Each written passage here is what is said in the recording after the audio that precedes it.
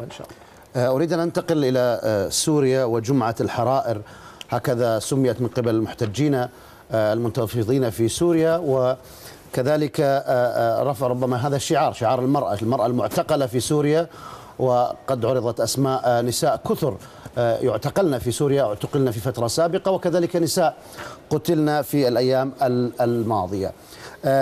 في سوريا احتدمت المواجهة بين القوات السورية جيشا وشرطة والمتظاهرين الرافعين لمطلب الحرية. وفيما بدا معركة لكسر الإرادة، سعت القوات السورية لبسط نفوذها على معاقل التحركات الاحتجاجية في كل من درعا وبنياس وغيرهما من المدن المنتفضة ضد النظام البعثي. وبينما دأبت السلطات السورية على نشر أخبار القبض على جماعات مسلحة، استغلت الأحداث وعملت على النيل من الاستقرار ومكتسبات سوريا بحسب الرواية الرسمية.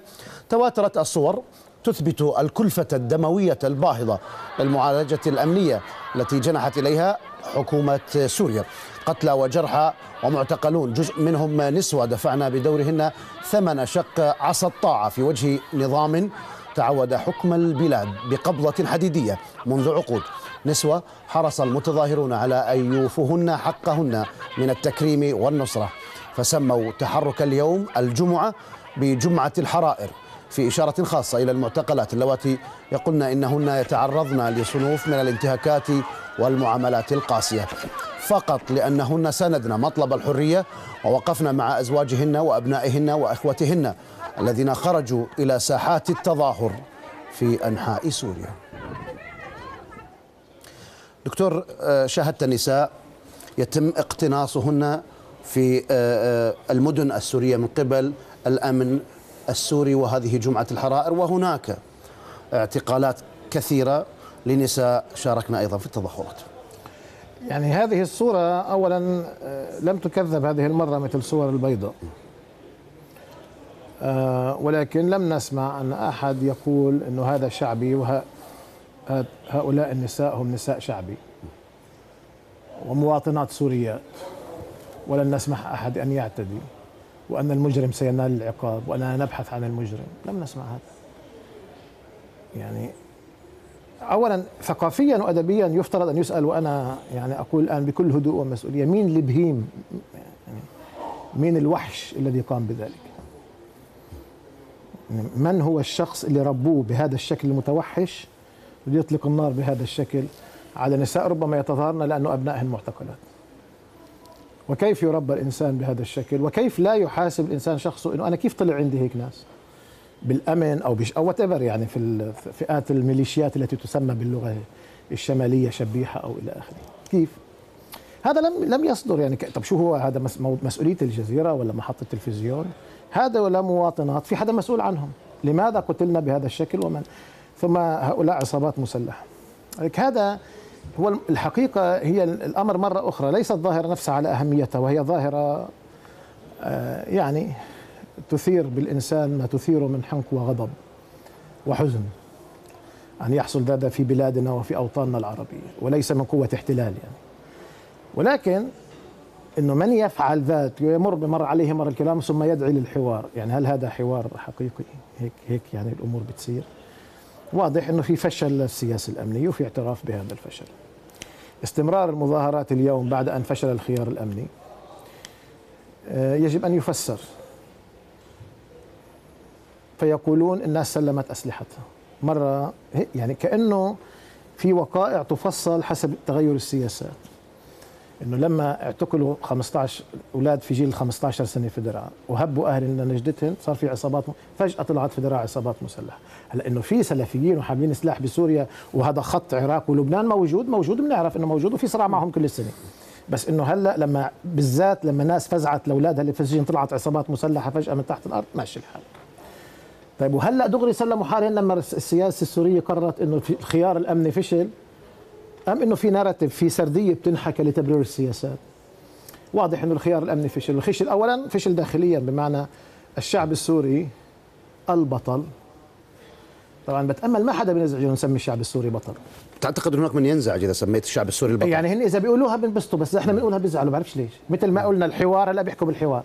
طب كان في هجوم، يمكن كنت معك بالبرنامج إني طلبت بالحوار، فجاه الحوار صار منيح، بس ما حدا اعتذر انه يا عمي هاجمنا هدول الناس انه قالوا بدهم حوار.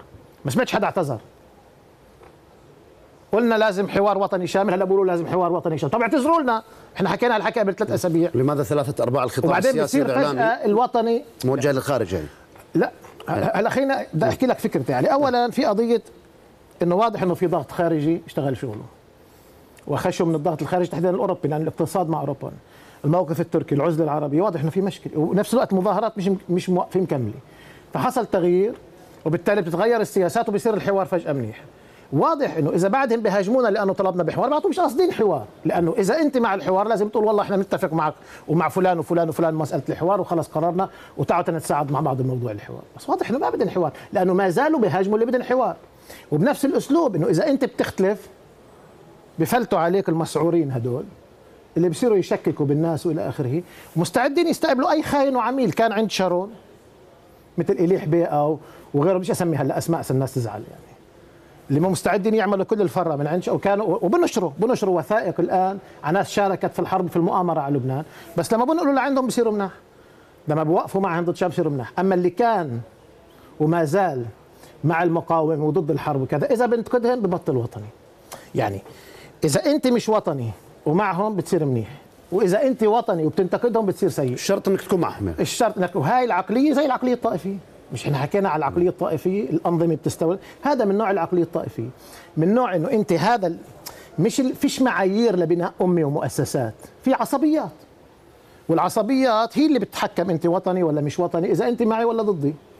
هذا ببنيش، هذا النوع ببنيش مؤسسات وامم. نفس النوع اللي اذا في واحد بناقش هو بال20 سنه او بال30 سنه بيروحوا بدوروا على اهله او بيطلبوا من اهله يتبروا منه، هاي مش عقليه مواطنه ودول، هاي نفس العقليه العصبيات. ممكن اذا واحد مذيع على التلفزيون يهاجموا اهلها ويتبروا منها. يعني في يعني في اذا يعني التفكير هو ليس تفكير رأي وخلاف بالرأي ونقاش، وإنما التفكير هو تفكير عصبوي ضيق اللي مش ممكن عليه تبني أي نوع من الحداثة إطلاقا. هلأ هذا إن شاء الله الاستنتاج من فشل الخيار الأمني ما يكونش محاولة احتواء ما يجري الآن بطريقة منيحة، إنه ما زبطوش هيك بنجي لهم هيك، لأنه هذا هو نوع التفكير. أما إذا التفكير فعلا حوار وإقامة مؤسسات فبيكون له معنى، لأنه علي الناس ما طلعتش تتظاهر من أجل الحوار، طلعت تتظاهر من أجل حياة أفضل، من أجل مؤسسات، من أجل حرية تعبير، من أجل حقوق المواطن. وصلت إلى إسقاط النظام. وصلت إلى إسقاط النظام. هلأ الحوار نفسه مش هدف، أما إذا النظام بيختار الحوار من أجل الوصول لهذه الأهداف ممتاز، بس مش حوار هيك حوار للاحتواء. يعني الهدف مش الحوار انه تعالوا نجمع معكم نتصور ونفرج الغرب انه هينا بنحاور المعارضه، انه تعال يا فلان وفلان بدي اجلس معكم من شان الغرب يشوف هي بدنا حوار. هذا مش حوار. طيب. هاي تكتيك. على ذكر الغرب دكتور، وسنفصل فيما يجب على النظام السوري القيام به او ما تراه على الاقل يمكن ان يعيد الامور الى وضعها السابق او يحدث اصلاحا او تغييرا جذريا.